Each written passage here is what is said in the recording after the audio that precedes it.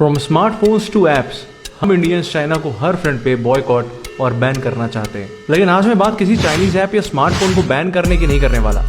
आज मैं आपको एक ऐसा रियल लाइफ इंसिडेंट बताने वाला हूँ जिससे चाइना का एक और माइंड गेम आपको नजर आ जाएगा। अगर आपको ये मैसेज अच्छा लगे तो इसे अपने फ्रेंड्स और फैमिली के साथ शेयर करके उन्हें अवेयर करें और इस वीडियो को एंड तक देखें, क्योंकि एंड में मैं आपको एक कमाल की बात बताने वाला हूँ। एक व्यक्ति ने अपने नए घर का गृह प्रवेश किया।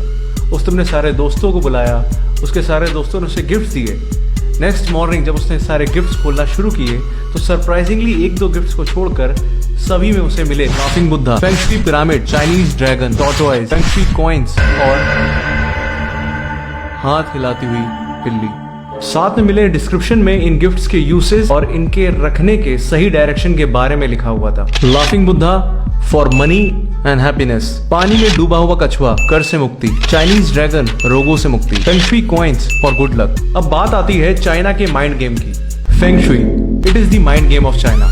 चाइना इंटरनेट पर प्रेजेंट हजारों websites, TV, newspaper, social media, magazines के थ्रू स्ट्रॉन्ग मार्केटिंग करके फेंग शुई का जाल पूरे ग्लोब में हर कंट्री में फैला चुका है। China uses feng shui for initial trespassing in market. किसी भी कंट्री की मार्केट में चाइना पहले फेंग शुई के थ्रू एंट्री करता है। 20,000 करोड़ रुपीस के एक्सपोर्ट के साथ चाइना इंडिया के 75% मार्केट को कवर कर चुका है। From small shops to big malls, हर जगह आपको ये चाइनीज प्रोडक्ट भर भर के मिलेंगे। दिल्ली, मुंबई जैसी बड़ी सिटीज की कुछ शॉप्स की एवरेज पर डे सेल तो 35 to 75,000 तक है। Let's talk about China strategy to damage Indian economy. भगवान की मूर्ति से लेकर नटराज पेंसिल तक सबकी कॉपी बनाकर चाइना ओपनली इंडिया में एक्सपोर्ट करता है। पॉलिस्टर रेजिन जैसे नॉन एनवायरमेंट फ्रेंडली एलिमेंट से बने गणेश लक्ष्मी को चाइना इंडिया में बेचकर सिर्फ दिवाली के दिन ही 400 करोड़ रुपए कमा लेता है।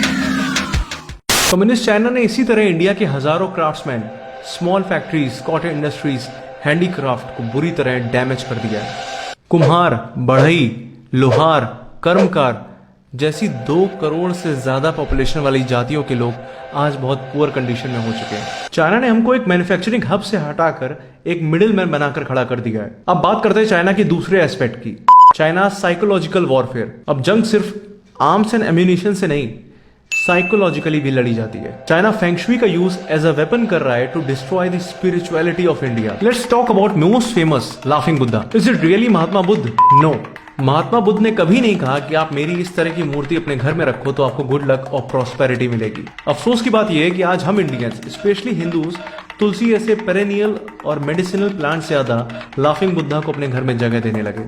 फेंग शुई की दुनिया के एक और फेमस मॉडल, चाइनीज गॉड्स फुक, लुक एंड साव। चाइना ने इन्हें नेम, फेम और लॉन्ग लाइफ देने वाला देवता बताकर 200 से लेकर 15,000 रुपए तक की मूर्तियां इंडिया में बेच डाली और हम इंडियंस ब्लाइंड फॉलोअर्स की तरह इनकी मूर्तियों को अपने घर, अपनी वर्क प्लेस में रखने लगे।